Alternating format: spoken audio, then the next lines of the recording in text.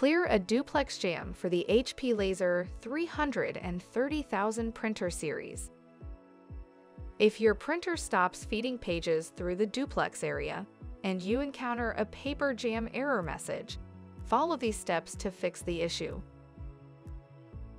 Step 1. Remove jammed paper from the rear door. Open the rear door. If there is any visible, remove jammed paper by slowly pulling it out with 2 hands. Close the rear door. If there was no jammed paper visible in the rear area, move on to the next step. Step 2. Remove jammed paper from the duplex area.